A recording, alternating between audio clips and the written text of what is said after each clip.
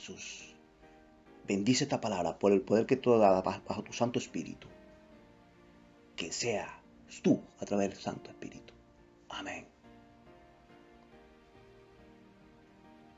Dice la palabra de Dios que un día un paralítico es representación del hombre sin Cristo, de aquel que yace postrado sin poder valerse por sí mismo, pero sobre todo sumergido en una condición de vergüenza, temor y profunda tristeza. En el libro de Marcos, capítulo 2, 1 al 12, nos habla de esto. La evangelización en algunos casos, mi hermanos, mi hermanas, requiere de más de una persona para ser efectiva. Esto es lo que llamamos la cooperación en la salvación.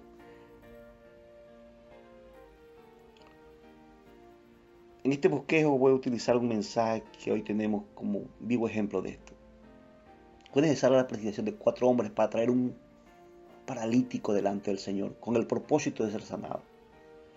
Comenzaremos diciendo que este paralítico es una representación del hombre sin Cristo, de aquel que se yace postrado sin poder valerse por sí mismo, aleluya, pero sobre todo sumergido en una condición de vergüenza, temor y profunda tristeza. Por supuesto que hablamos del hombre sin Dios. Y por cuanto está en semejante estado, es necesario traerlo a Cristo, el único que puede levantarlo de semejante condición.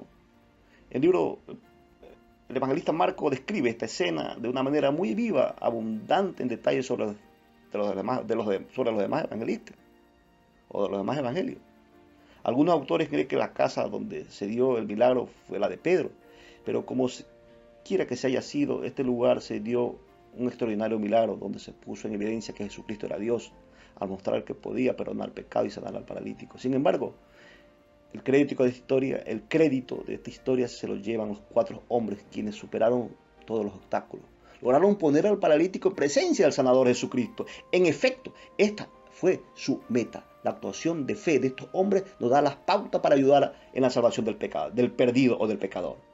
Nos muestran el valor de nuestro trabajo en equipo, el valor de la unidad en un solo objetivo, inspirándonos a hacer lo mismo. Veamos, pues cómo poner la fe a acción, cómo poner la fe en acción para llevar a los hombres a Cristo. Consideremos el recorrido que hay que hacer para traer al paralítico, amén, a los pies del Salvador, o sea, de Jesús. ¿Cómo transitar ese camino hasta llegar allí? Se requiere de hombres compasivos, cargando al que no camina.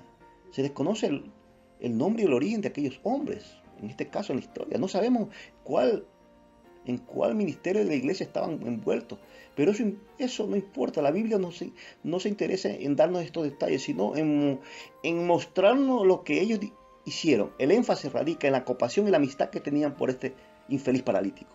Ellos llegaron a amarle y con frecuencia vendrían a él para acompañarle. No vendrían como los amigos de Job para entrar en un razonamiento filosófico sobre las causas de su sufrimiento. Acuérdese, la causa del sufrimiento de Job, filosófico. No, en este caso era distinto. No lo visitaron como los fariseos, quienes estaban más preocupados en no contagiarse por ser movidos a misericordia. No eran como algunos que solo expresarían palabras de lástima ante la condición humana, pero sin ir más allá. Tenemos a mucha gente que pondera la condición perdida del hombre, pero no toman ninguna acción para ayudarle. La actuación de aquellos hombres era la de un buen samaritano. ¡Aleluya! Gloria a Dios, amén. Eran hombres con gran sensibilidad, quienes habían hecho del paralítico el gesto de preocupación por semejante miseria humana que estaba en él. Eso es compasión activa, real. Parece demasiado 4. Estos hombres no muestran que antes de traer a alguien a Cristo debemos tener compasión por ellos. Es el contacto de corazón a corazón que hablaba de sensibilidad y nos pone en el camino para buscar ayuda al necesitado. La compasión por aquel hombre les llevó a preparar un encuentro con Jesucristo. Aleluya. Nos llama la atención que en la sanidad y la salvación del paralítico, de este hombre paralítico, se usaron 4 hombres. Hay paralíticos que no pasan o no pesan mucho. Algunos casos conocidos revelan a personas reducidas a un montón de huesos, de manera que un solo hombre podría haberlos llevado a Cristo, pero aquí fueron 4, o sea que hay otra cosa. 2 tomarían delantera y 2 irían atrás. Los unos seguían a los otros. Todo un trabajo en equipo para salvar al enfermo. Aleluya. Hay en esto una verdad que debe ser tomada. La iglesia necesita trabajar en comunión. En unión, si quieren ver la conversión de los que nos rodean, del pecador. Así lo expresó Pablo a los filipenses en su carta, Filipenses 2:4. El trabajo de los grupos familiares tienen esa función. Se dio cuenta cómo los hogares son una fuente de salvación para el perdido. Ay, gloria a Dios, aleluya. Para que el paralítico sea traído a Cristo se requiere la superación de los obstáculos. No puede acercarse a Jesús. Es difícil. No. Aunque Jesús está siempre cerca, bien pudiera haber obstáculos que nos impiden llegar a Él. Llegó el día cuando los 4 hombres, llenos de un gran optimismo, entusiasmados, con una gran esperanza y persuadidos de una gran fe, se dispusieron a llevar al hombre a Jesús. La noticia estaba en las calles. Después de algunos días vino a Capernaum. Algunos piensan que aquella fue la última vez que Él vendría a la ciudad. Para aquellos hombres el tiempo de la salvación era urgente. Si no llevaban, ahora no habría otro chance. De modo que frente a este reto, un solo asunto dominaba la determinación de estos 4 amigos: traer al enfermo a Cristo. Ellos tendrían que convencer al paralítico, lo cual nos costaría mucho. No costaría mucho debido a su condición. Pero no siempre esto es una tarea fácil. La gente no viene a Cristo. ¿Cómo va a ser? ¿Cómo va a ser sus diversiones? No viene a Cristo. ¿Cómo va a sus diversiones? No todos los casos responden de la misma manera. Hay un modo de excusas mientras se habla de amor de Dios se habla del amor de Dios para cada vida. Usted puede invitar a alguien o alguna actividad social o deportiva y acuden pronto, pero invítelos a venir a Cristo y noten cuántas excusas ponen. Hay una multitud de obstáculos. ¿Cuánta gente estaría apostada a la puerta oyendo al maestro sus más inigualables enseñanzas, maestras, sabias, espirituales y eternas? Podemos imaginarnos entonces el cuadro. Aquellos hombres cargaron por cierta distancia al enfermo, pero ahora no pueden entrar. Es posible que al principio vinieron los momentos de desaliento y hasta la frustración, pero ellos vencieron sus propios sentimientos de fracaso. Ellos no vieron la multitud para llegar a Cristo. ¿Cuál es la multitud que impide hoy que las personas vengan a Cristo? Multitud de religiosos, multitud de dogmas y preceptos, multitud de falsos maestros, multitud de diversiones, multitud de placeres del mundo, multitud de payasos en la iglesia, multitud de malos testimonios, multitud de creyentes indiferentes y sensibles, multitud de quejas, críticas de los mismos creyentes, multitud de vidas que no son buenas referencias de un cristiano o de una iglesia cristiana viva y victoriosa. Y la lista seguiría siendo muy larga. Aleluya, amén.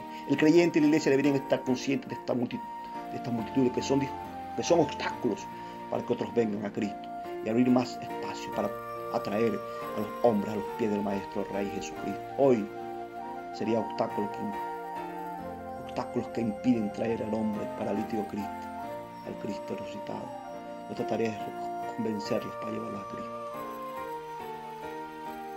Se requiere traer a un paralítico a Cristo, el poder de la persistencia. La verdad de la historia es que este hombre fue sanado por la enorme fe que tuvieron sus amigos. La Biblia no nos dice que ellos se desalentaron ante las dificultades. Imaginemos las escenas de repente, la multitud que estaba apostada a la puerta. Nota que estos hombres se le ingeniaron y en lugar de buscar la puerta para entrar, están en el techo de la casa. Se ingenian otra cosa. Por arriba entran. Creemos que los hombres conocían bien la estructura de las casas, pues pronto abrieron las boquetes para poder dejar al hombre enfermo, un hoyo, un hueco. Pero yo creo que Jesús fue un hombre con gran humor. Me lo imagino hasta riéndose con semejante ocurrencia de parte de estos hombres. Ahora vea esto. Jesús está en la sala enseñando. Él tuvo que oír los golpes del techo y ver cómo aquella cosa se llenó de polvo, a diferencia de aquella que se llamó, de aquella casa que se llenó de perfume cuando la mujer entró para quebrar el albastro en sus pies. Ahora Jesús tendrá que detener su enseñanza. Contempla la valentía, fe, contempló, aleluya, gloria a Dios, amén.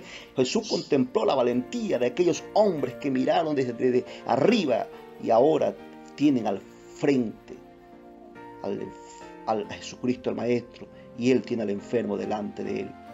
Y mis hermanos en la mediación consistimos y apreciamos y entramos todos juntos que hay que traer al paralítico a Cristo, como sea, al mundano, te lo quiero decir simbólicamente. Los fariseos estaban allí porque tenían una incredulidad dentro, se llenaron de asombro y de una reacción inmediata, tirándose a Jesús, tildándolo a Jesús de blasfemo. Pero lo cierto es que fue intrépido, que la intrepidez de estos hombres dejó asombrados tanto que estaban dentro como los que estaban afuera. Lo que allí sucedió fue una noticia que se esparció muy pronto. Hay muchas formas de evangelizar. Esta historia se rompe los patrones y las costumbres, hablando del costo. Una pregunta surge, una escena muy cerca que hay que pegarla en el techo roto. Alguien tenía que pagar el daño. Puede imaginarse la cara del dueño de la casa, igual que Jesús estaría oyendo los golpes arriba y luego ver descender el paralítico. ¿Quién pagaría la factura de daños en la casa?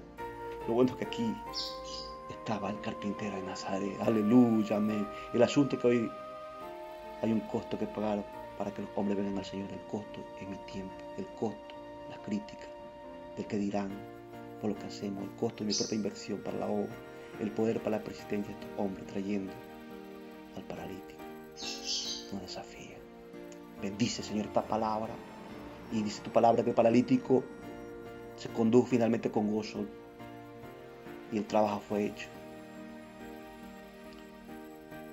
Se había cumplido. Aquellos hombres vencieron todas las dificultades y ahora está en camilla con un minusválido delante de él. No podían hacer algo por él. No sabía si el paralítico había nacido de condición. No se sabe si vino por producto del pecado o juzgar por las palabras del Señor que sus pecados fueron perdonados. En el nombre de Jesús, bendice esta palabra, Señor. Que todos los que estamos paralíticos seamos rehabilitados en el nombre de Jesús. Por tu palabra, penetre para siempre en el nombre de Jesús, el Padre, el Hijo y el Espíritu Santo. Que la palabra de Dios, este bosquejo, llegue a la nación y a los santos hermanos y al mundo en el nombre de Jesús.